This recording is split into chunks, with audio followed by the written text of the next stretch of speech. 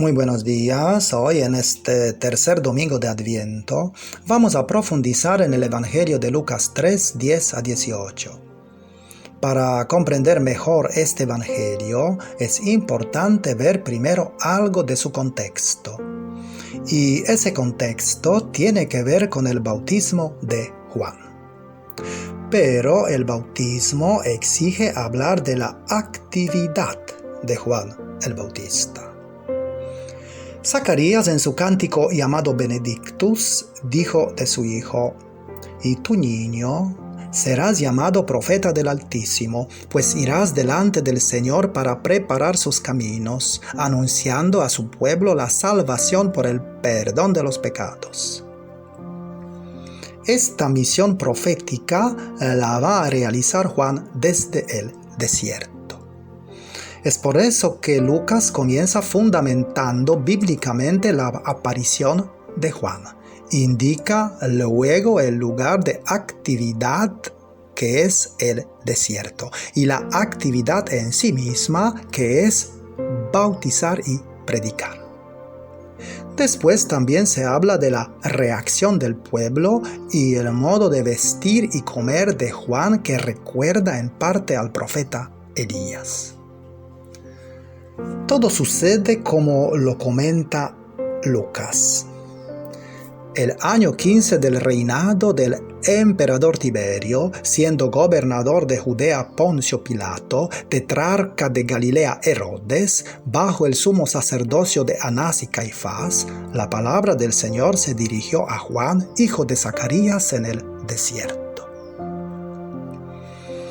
Con bastante probabilidad estamos en el año 29 después de Cristo, el año 15 del reinado de Tiberio, que comenzó a reinar después de la muerte de Augusto en el año 14 después de Cristo. En Judea gobierna Poncio Pilato, prefecto desde el año 27 al 36 después de Cristo, que disfrutaba irritando a los judíos, pero también ordenó una matanza de Galileos según Lucas 13:1. A su vez en Galilea gobierna el tetrarca Herodes Antipas, hijo de Herodes el Grande. Por otro lado, Anás fue nombrado sumo sacerdote en el año 6 después de Cristo y depuesto en el año 15 después de Cristo. Uno de sus sucesores fue su yerno Caifás, el sumo sacerdote del 18 al 36 después de Cristo. No debe interpretarse que los dos eran sumos sacerdotes oficiales al mismo tiempo, ya que esto no lo permitía la ley. En este contexto ocurre lo más importante. La palabra del Señor se dirige a Juan el Bautista. Directamente antes de nuestro texto, Juan denuncia el pecado de la gente, llamando a la gente raza de víboras y diciendo que el hacha está puesta a la raíz de los árboles, y todo árbol que no produzca frutos buenos será cortado y arrojado al fuego. ¿Y en qué consiste el error y el pecado de los oyentes? Según el texto, en pretender escaparse del juicio sin hacer nada bueno. De modo que si el bautismo no produce cambio de corazón, se limita a un baño externo como cualquier otro. Luego entonces viene nuestro Evangelio con unos consejos prácticos de Juan. Se le acerca a la gente buscando un camino de conversión. Le preguntan: ¿qué debemos hacer? La respuesta de Juan parece exigente y se dirige a todos. Se trata de compartir el vestido y la comida. Juan el Bautista recuerda lo que pide Dios en el libro de Isaías: partir tu pan con el hambriento, hospedar a los pobres sin techo, vestir al que ves desnudo y no apartarte de tu semejante. Mateo dirá lo mismo al hablar del juicio final. porque tuve hambre y me dieron de comer, tuve sed y me dieron de beber. Luego vienen los publicanos, también buscando el cambio.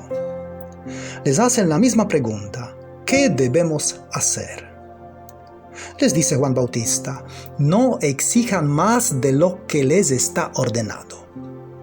Juan los invita a dejar la corrupción.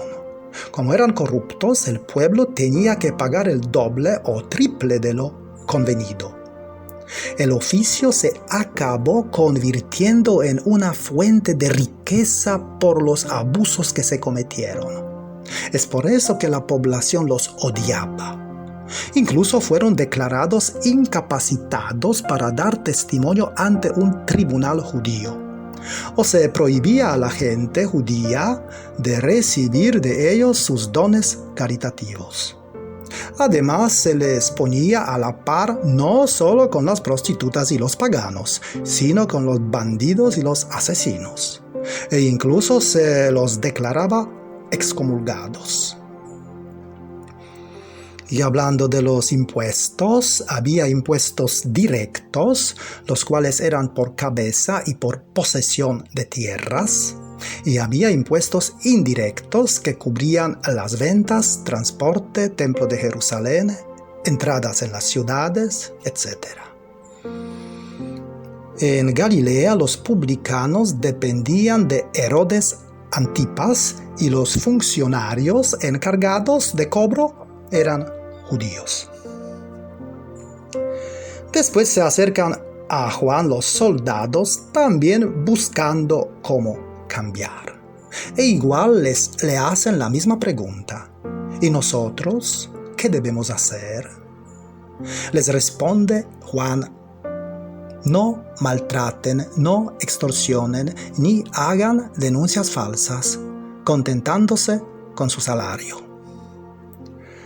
Los soldados eran tan mal vistos como los publicanos. No se sabe con certeza el tipo de soldado al que se refiere el texto, pues había soldados romanos estacionados en Cesarea, luego había tropas judías a las órdenes de Herodes Antipas, en las que podía haber mercenarios de otros países vecinos, y una tercera categoría de soldados representaba a los que protegían a los publicanos.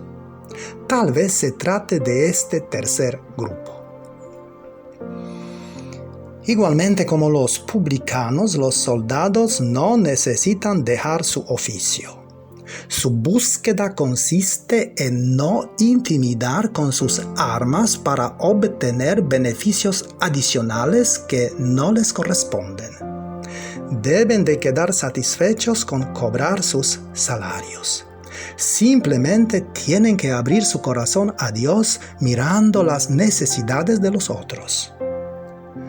Sea el caso de los publicanos o soldados, se trata de una búsqueda de la justicia, de la justa adquisición de bienes y del buen uso del dinero.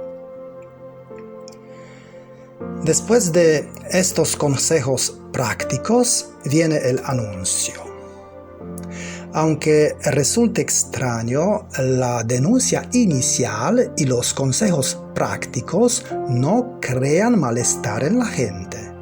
En cambio, los oyentes de Juan quedan tan entusiasmados que se preguntan si no será el Mesías. Sin embargo, Juan les responde: yo los bautizo con agua, pero viene el que es más fuerte que yo, y no soy digno de desatarle la correa de sus sandalias. Él los bautizará en el Espíritu Santo y fuego. La mayor importancia del bautismo queda clara por la diferencia entre el agua, en caso de Juan Bautista, y el Espíritu y fuego, en caso de Jesús. Juan se pone en el escalón inferior al de Jesús. No niega ser el Mesías, pero apunta en otra dirección por medio de una serie de argumentos. Todos tienen que ver con la superioridad de Jesús sobre Juan. Para dejar clara la diferencia, Juan se describe a sí mismo como indigno incluso de desatarle las sandalias, un oficio reservado a los esclavos, tan humillante que quedaban exentos los que fueron de raza judía. Y agrega algo que puede parecer muy chocante. Dice Juan sobre el Mesías: en su mano tiene el bieldo para limpiar su era y recoger el trigo en su granero, pero la paja la quemará con fuego que no se apaga. Esta imagen nos adentra en una escena agrícola que habla de la cosecha recién recogida. Jesús utiliza el bieldo, que es la típica horquilla de madera que hasta hace bien poco se utilizaba en nuestros campos, y que nos habla de la confrontación personal de cada persona con Jesús. La imagen es la de la separación. Por un lado son los que se salvan, que constituyen el trigo que se almacena en el granero, y por otro lado son los que representan la paja que es quemada. Sumando lo precedente a nuestro texto, tenemos dos imágenes terribles para exhortar a la conversión: la del hacha dispuesta a talar los árboles inútiles y la del bieldo echado a la hoguera a quienes son como la paja. Por tanto, la imagen que Juan Bautista tiene del Mesías es amenazadora y dura.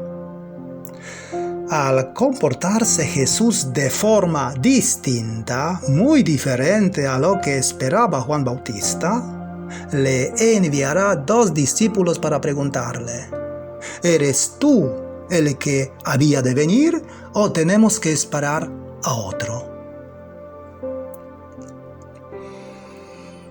El último versículo del Evangelio de hoy resume la actividad de Juan Bautista fijándose en su predicación y sin mencionar el bautismo.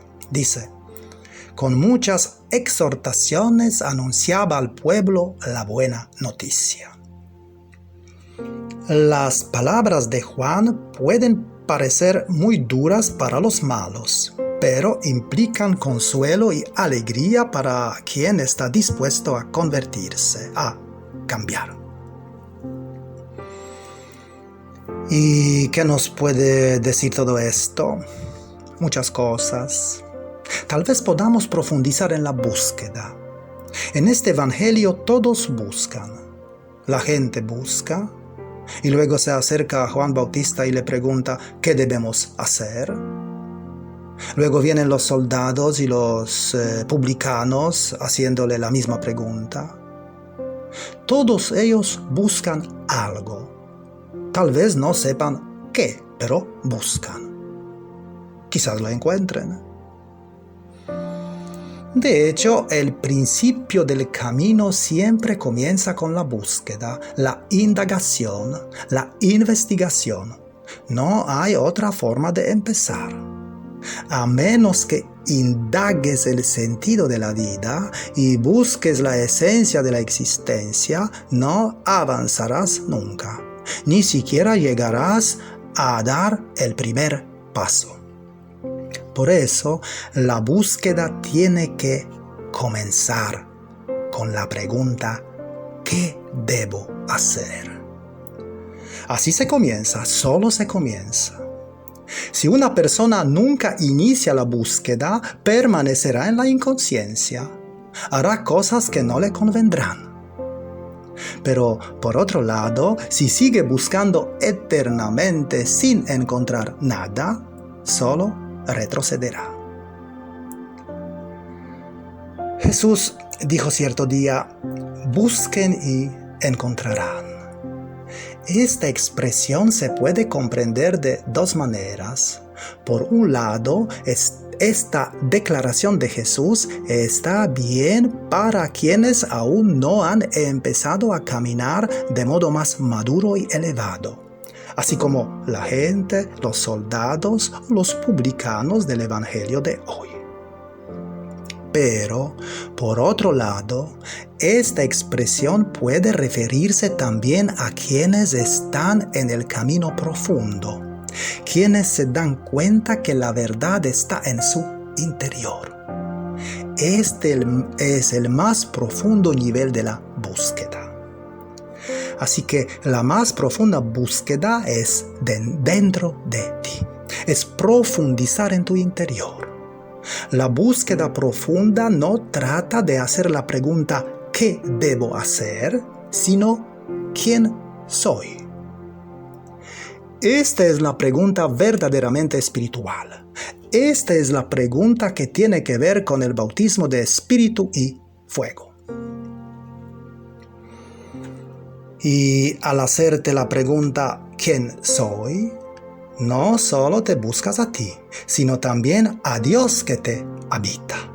Entonces te das cuenta que del mismo modo que tú buscas a Dios, Él también te está buscando a ti. Dice un dicho, cuando das un paso hacia Dios, Dios da 1000 pasos hacia ti. Pero tienes que dar necesariamente al menos el primer paso. No vale solo con esperar. Si te quedas simplemente esperando, nada ocurrirá. En ese sentido, nunca pienses en Dios como en alguien separado de ti.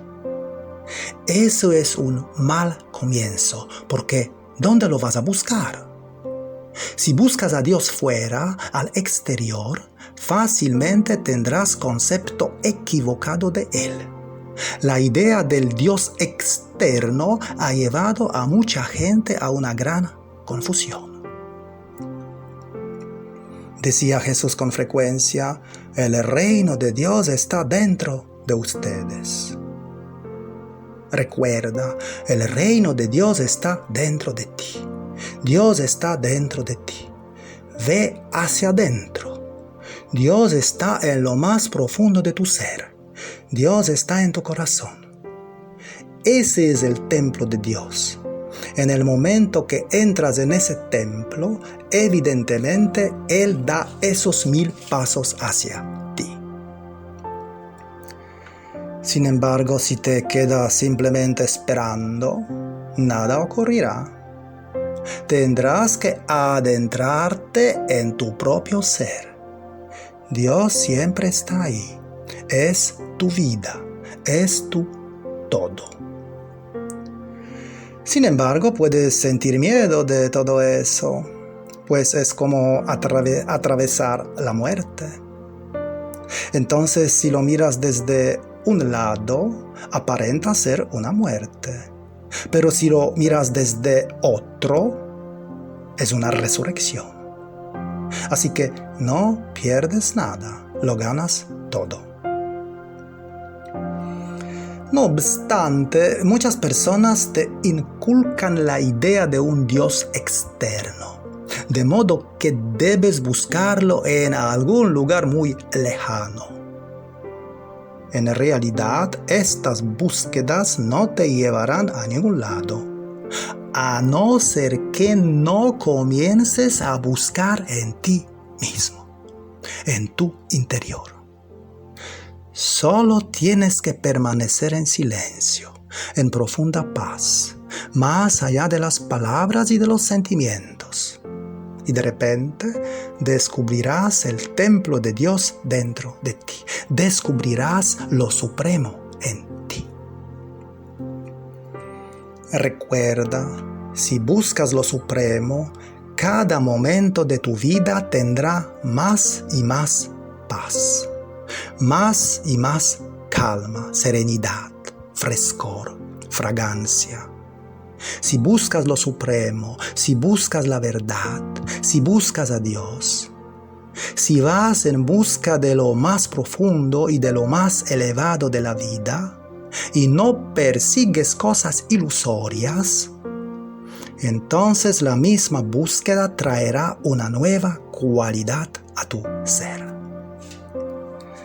Te sentirás una persona enraizada, integrada, centrada, y verás que una nueva alegría surge en tu corazón, una alegría que no viene de fuera, es algo dentro de ti. Es por eso que no hay necesidad de tener muchas metas. Una meta es suficiente: buscar la verdad de tu vida. Tan solo una búsqueda es suficiente para liberarte de todas las miserias, sufrimientos, infiernos. Busca la verdad de tu ser y encontrarás la fuente de alegría. Poco a poco te convertirás en una fiesta. Desde fuera no se ha añadido nada, pero te has descubierto a ti mismo, a ti misma. Has entrado en el reino de Dios. ¿Y qué mensaje puedo llevar conmigo para contemplarlo en esta semana? Quizás el siguiente. El mundo de la búsqueda de tener siempre más y más es el mundo de la gente común.